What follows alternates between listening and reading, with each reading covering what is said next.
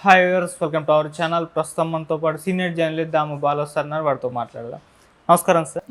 Sir, Raghuramakrishnaraju గారికి చంద్రబాబు నాయుడు గారు 0 points ఇచ్చారు అని ఒక వార్త వైరల్ అవుతుంది సార్. అంటే ఆయన పాలనకు కానివ్వండి, లేకుంటే మిగతా అన్నిటి కానీ ఆయన 0 పాయింట్స్ ఇచ్చేసారు. అందుకే ఆయనకి ఎటువంటి మంత్రి పదవి ఇవ్వలేదని కూడా అంటున్నారు. ఏంటి 0 పాయింట్స్ ఇవ్వడము? ఇప్పుడు చాలామంది చర్చించుకుంటున్నారు ఈ పాయింట్స్ ఏంటి అని చెప్పేసి. మీరేం చెప్తారు సార్ దీని గురించి? రఘురామకృష్ణరాజుకి చంద్రబాబు ఏ రకమైన పదవి ఇవ్వట్లేదు. ఫస్ట్ ఆయనేమో స్పీకర్గా ముందే అనౌన్స్ చేసుకున్నాడు. అవును, నేను స్పీకర్ అవుతాను. గెలవక ముందు కూడా ఎమ్మెల్యేగా నేను గెలుస్తాను, స్పీకర్ కావాలన్న అభిమానులు కోరుకుంటున్నారు. అంటే జగన్ ఈయన్ని అధ్యక్ష అని పిలవాలి, అట్లాంటిదేదో ఆయనకి డ్రీమ్ ఉన్నింది. బిగినింగ్లో అయితే యాక్చువల్గా ఆయనకి ఎమ్మెల్యే కూడా ఇష్టం లేదు. తను మళ్ళీ నర్సాపురంలోనే ఎంపీగా ఆయన కంటెస్ట్ చేద్దాం అనేది ఆయన ఫస్ట్ కోరిక. దానికి కారణం ఏంటంటే ఆల్రెడీ ఆయన ఎంపీగా ఉండి ఢిల్లీలో మంచి సంబంధాలు, ఆయనకి దాదాపు 7 రాష్ట్రాల్లో వ్యాపారాలు ఉన్నాయి.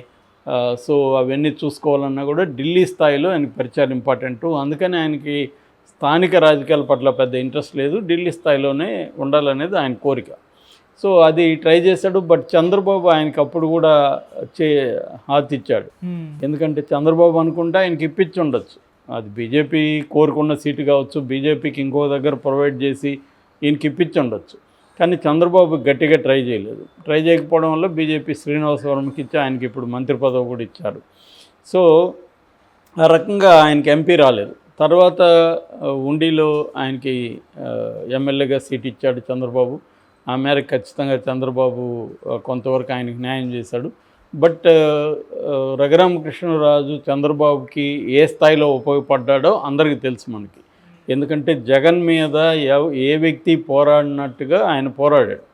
దానివల్ల ఆయనకి ప్రాణహాని స్థాయిలో కూడా ఇబ్బందులైంది. ఎందుకంటే సిఐడి తీసుకెళ్ళి ఆయన కొట్టారనే ఆరోపణలు ఆయనే చేశాడు. ఇప్పుడు కేసు కూడా అవుతుంది.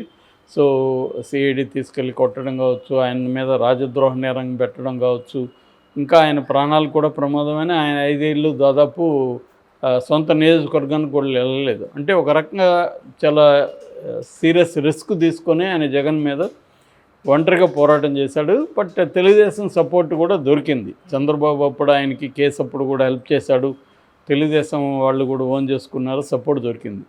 ఏదేమైనా జగన్కి యాంటీగా ప్రజల్లో ఎక్స్పోజ్ చేయడంలో, జగన్కి యాంటీ ఇమేజ్ని సృష్టించడంలో, యాంటీ ఇన్కంబెన్సీని పెంచడంలో రఘురామకృష్ణరాజు పాత్ర తెలుగుదేశంలో ఏ లీడర్ కంటే కూడా ఎక్కువ ఉంది. ఓకే. సో అందువల్ల సహజంగానే రఘురామకృష్ణరాజుకి ఒక మంచి పొజిషన్ ఇచ్చి చంద్రబాబు ఆయన ఆదరిస్తాడని అందరూ అనుకున్నారు. కానీ ఇప్పటికి 3 నెలలు 100 డేస్ అయిపోయింది, ఇప్పటి వరకు ఆయనకి ఇవ్వలేదు. అయితే ఇప్పుడు కొత్తగా వినిపిస్తున్న వార్త ఏంటంటే రఘురామకృష్ణరాజుకు చంద్రబాబు 0 రేటింగ్ ఇచ్చారు. ఈ రేటింగ్ ఏంది అంటే చంద్రబాబు 100 రోజుల పని విధానాన్ని దృష్టిలో పెట్టుకొని మంత్రులకు, ఎమ్మెల్యేలకు రేటింగ్ సిస్టమ్ని డెవలప్ చేస్తున్నారు. ఈ రేటింగ్ని బట్టి ఎవరికి తక్కువ రేటింగ్ వాళ్ళని హెచ్చరించడం, వాళ్ళ పని మెరుగుపరచడం, మంచి రేటింగ్ వచ్చిన వాళ్ళని అభినందించడం, ఇది అనేది చంద్రబాబుకున్న ప్లాన్. ఆల్రెడీ వరదలప్పుడు ఆయన మంత్రులను కూడా చాలా తీవ్రంగా హెచ్చరించాడు. మీ పని మార్చుకోకపోతే నేను తీసేస్తాను అన్నట్టుగా బెదిరించాడు. సో చంద్రబాబు ఏంటంటే తను ఎక్స్పెక్ట్ చేసినట్టుగా మంత్రులు, ఎమ్మెల్యేలు లేరు. కొంతమంది ఏమో అక్రమాలకు పాల్పడడం, అవినీతికి పాల్పడడం, కొంతమంది వాళ్ళ బంధువులు ఎమ్మెల్యేల భార్యలు కావచ్చు, ఎమ్మెల్యేల మొగుళ్ళు కావచ్చు, వాళ్ళు ఎంటర్ అయిపోయి పబ్లిక్ లైఫ్లోకి వాళ్ళ అధికారులను బెదిరించడం, వాళ్ళ బర్త్డేలకి పోలీసుల్ని తీసుకెళ్ళడం, ఇలాగ అంతా జరుగుతుంది. దీని పట్ల ఆయన సాటిస్ఫాక్షన్ పూర్తిగా లేదు.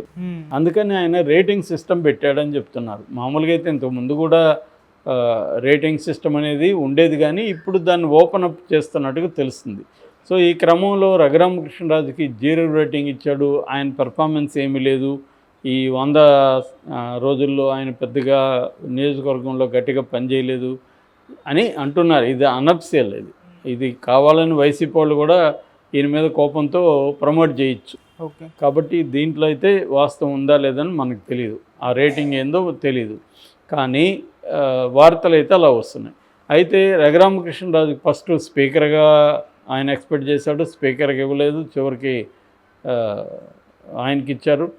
దాని తర్వాత మన మంత్రి పదవి ఆశించాడు. కనీసం క్షత్రియుల కోటాల్లో మంత్రి పదవి వస్తుంది, చిత్రలో కనీసం 6 డజన్ మంది ఉన్నారు, నాకు కాకపోయినా ఎవరికైనా ఇవ్వండి అనేది కూడా ఆయన ఓపెన్గా కూడా మాట్లాడాడు. మామూలుగా రఘురామకృష్ణరాజుకు ఉన్న లక్షణం ఏంటంటే ఆయన ఏది దాచుకోడు. అసంతృప్తి ఉన్నా, కోపం ఉన్నా, ఆనందం ఉన్నా దాన్ని మీడియా ముందు చెప్పకపోతే ఆయన నిద్రపడ్డాడు. కాబట్టి అది ఆయన లక్షణం. సో అది అలాగా ఈయన షేర్ చేసుకున్నాడు. దాని తర్వాత మంత్రి పదవి కూడా ఇవ్వలేదు.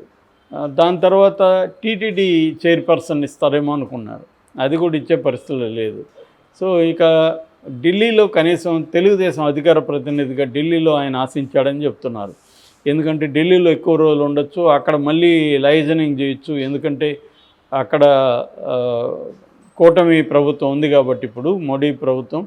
సో అక్కడ మళ్ళీ తనకి లైజనింగ్ చేయడం అవన్నీ చేయడం ద్వారా తనకి బిజినెస్ కూడా బాగా చూసుకోవచ్చు, దానికి సంబంధించిన పర్మిషన్లు కావచ్చు, తన ప్రాబ్లమ్స్ ఉంటే అక్కడ సాల్వ్ చేసుకోవచ్చు ఢిల్లీ స్థాయిలో. కాబట్టి అట్లాగే మిగతా రాష్ట్రాల సీఎంలతో కావచ్చు, మిగతా రాష్ట్రాల ఎంపీలతో కావచ్చు స్నేహం ఉంటే తనకి మిగతా రాష్ట్రాల్లో ఏమైనా ప్రాబ్లమ్స్ ఉన్నా సాల్వ్ చేసుకోవచ్చు. ఎందుకంటే ఆయన రాజకీయాలు ఎంత ఇంపార్టెంటో అంతకంటే బిజినెస్ ఆయనకి ఇంపార్టెంట్. ఓకే.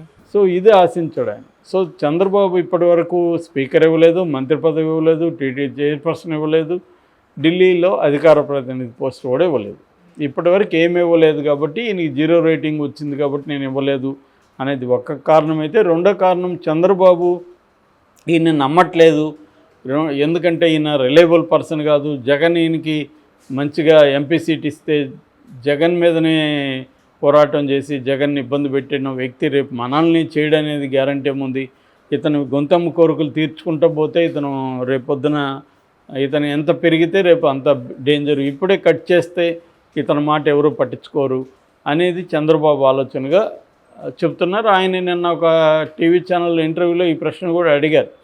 ఆయన మాత్రం అదంతా కొట్టిపారేశారు, అదేమీ లేదు, బట్ నేనైతే చేయాల్సింది చేస్తున్నాను కానీ మరి ఎందుకనో నాకు రావాల్సిన గుర్తింపు రావట్లేదనే ఆవేదన కూడా ఆయన ఎక్స్ప్రెస్ చేశారు.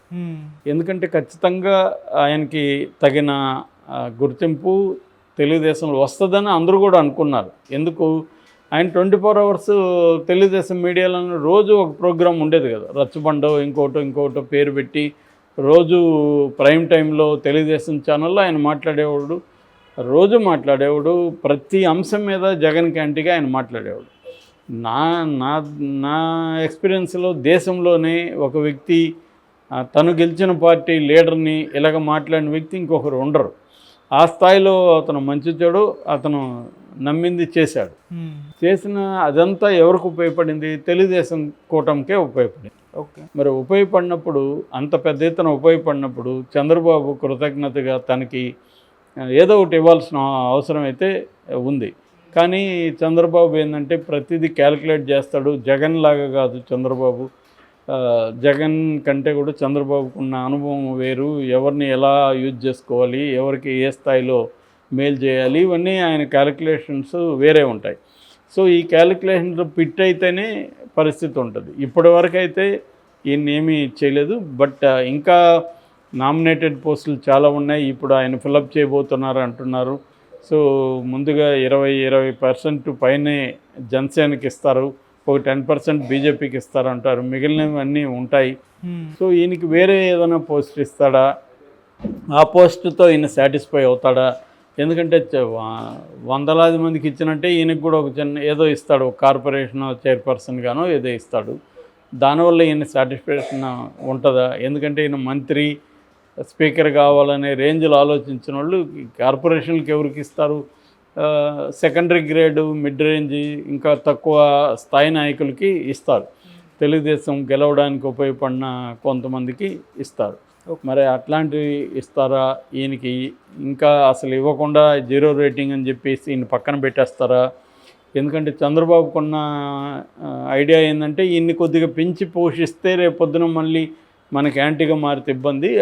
అందువల్ల ఇతన్ని కింద స్థాయిలోనే అట్లాగే పెట్టేస్తే ఎమ్మెల్యేగా మనకి రేపొద్దున ఒకవేళ ఇబ్బంది ఏం లేదు. ఇతని వల్ల మనకు కొత్తగా వచ్చే లాభం కూడా ఇప్పుడు ఏం లేదు. జగన్ది అది అయిపోయింది ఇంకా.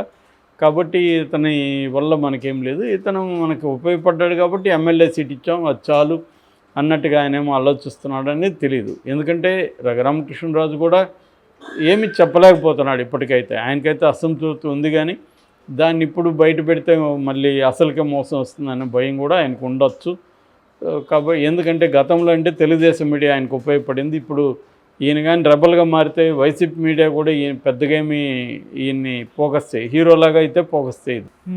కాబట్టి ఈయనకి ఇంత ముందులాగా మైలేజ్ వచ్చే అవకాశం లేదు. ఒకవేళ తెలుగుదేశానికి యాంటీగా పోరాడినా రెబల్గా మారినా ఆయనకే నష్టం తప్ప తెలుగుదేశానికి వచ్చే నష్టం ఏమీ లేదు. ఓకే. అందువల్ల